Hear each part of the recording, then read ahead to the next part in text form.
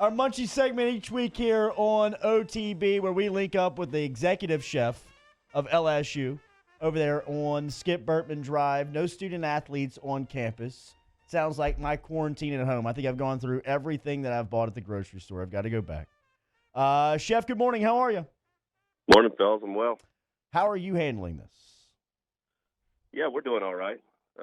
We've had to make some adjustments at the nutrition center. We actually do have some students from abroad still eating over there, so we've had to make some adjustments to see that they're still getting fed, and their parents expect us, and we have a moral obligation to take care of them as we always do. So the food still looks good and it's tasty and nutritious, and they're happy and still coming over and getting their to-go boxes and have some food. So. What happens to the bulk that you've ordered for that now, I guess, goes unused? Is that right? Some of that stuff we utilize, some of it we've donated, some of it, has gone to waste. Some of it, like the volatile stuff, like produce and what. But for the most part, we kind of stay well informed, and we stay planning for it and anticipation of it. So we didn't do too bad with it. In a cafeteria, the last time you were here, I think you told us you have, on average, we're seeing about 600 to 800 student athletes a day. It's just a lot of foot traffic, a lot of germs. How do you guys go about keeping that place clean and sanitized before coronavirus, and now what will be the more highlighted cleanliness, or is there any change to the procedure now that what you're experiencing and what you're going through?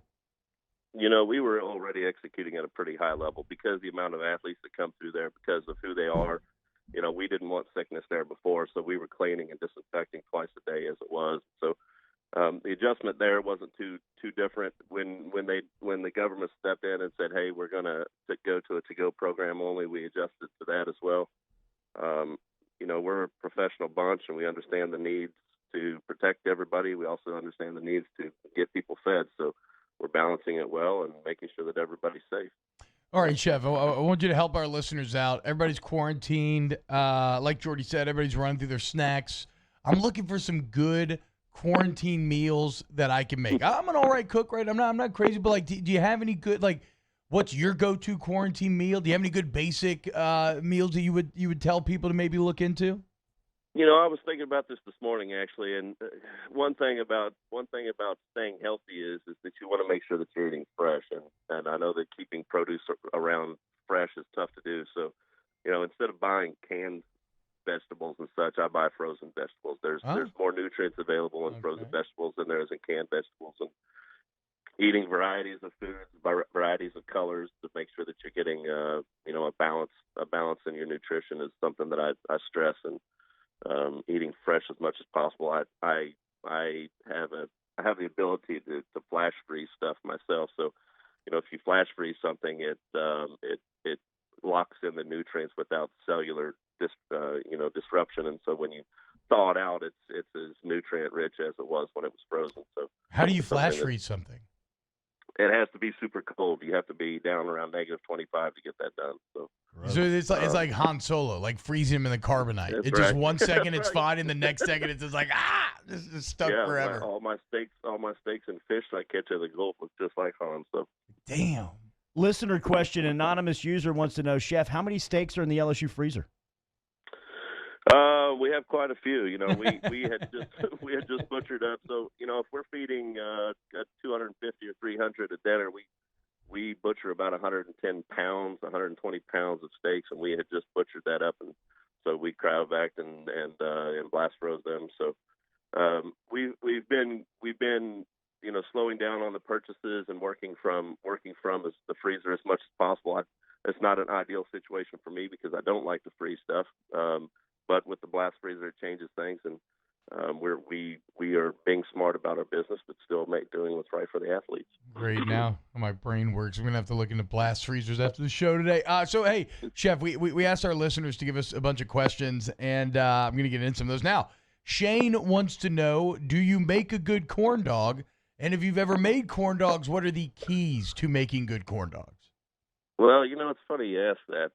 I actually I spent a lot of time in the concessions business, which led me to the sports nutrition piece of things. And And I'm not a huge fan of corn dogs myself, only because I spent so much time around them. But yeah, I have familiarity with corn dogs. I don't have my own recipe per se, but I have a lot of familiarity with them. And honestly, if I smell a hot dog or a corn dog in the air, I will go in search of it. That's for sure. Have you ever eaten spray cheese and bugles? Oh man, well, when I was kid in college and living the life. Yeah. Yeah, exactly. Yeah. Exactly. Most difficult yeah. thing to arrange or locate for one of the hometown meals? Oh man, that's a tough one. That we cooked a whole pig, which was pretty fun. That one wasn't difficult to arrange, but it was difficult to cook. I think the most interesting thing though was that we cooked some gators not too long ago, and actually I reached out to an old LSU football player, Chase Clement, and oh my God, of course it was Clement. And we cooked gators together, and it was super fun. Yeah. Was that your first time cooking gator? Was that your first? So did you have to learn how to butcher it up and everything? It was my first time to cook a whole gator. Yeah, nice. And it was interesting, and I feel like I have it down now. So.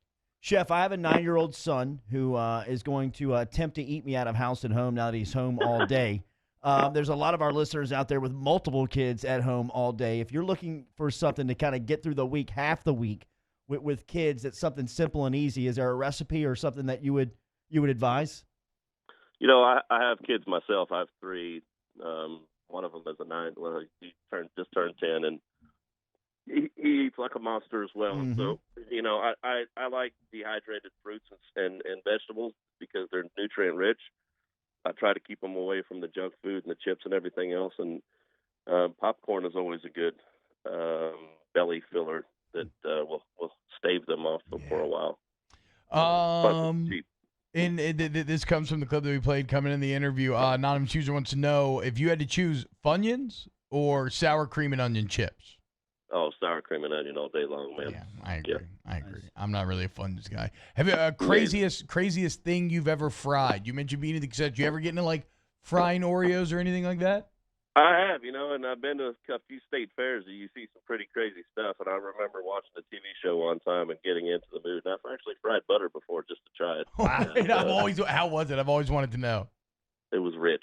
It was rich. I used to, what does this do for you, Chef? When I was a little kid, I used to sneak into the fridge, and I knew I was doing something wrong because I would sneak, but I'd sneak into the fridge, and I would just eat spoonfuls of margarine. Oh. Absolutely, yeah. Oh. So good. Probably don't advise that to your student athletes, right? No. My oldest daughter used to eat handfuls or spoonfuls of butter as well, and yes. We had to cut her of that for sure. So Chef, tell me, now that the student athletes are away, just kind of, last week we were enthralled by the regimen, by the day in, day out schedule. Now that they're away, what's happening? I mean, we still have a few there. We still are feeding somewhere in the neighborhood of 50 for lunch and upwards of possible 100 for dinner. As we go into spring break, even though they're probably not going anywhere, there's a lot of them are taking time away from campus and trying to find something to do. We do still have some athletes that are from abroad that they're still going to be on campus, and we continue to feed them as long as they're there, and we will stay open through spring break because of what's going on. And if there's 2 people to walk through the door, we're going to feed them, or we're going to feed them as best we can with the highest quality food that we can. Good to catch up with you. Stay healthy, sir. Thank you. You as well. Look forward to it. Yes, sir. Every week, Chef Michael Johnson right here on OTB. You can catch him, and you can hit him on Twitter at LECHE Fry. Le Chef Fry? I don't know. That's how you spell it.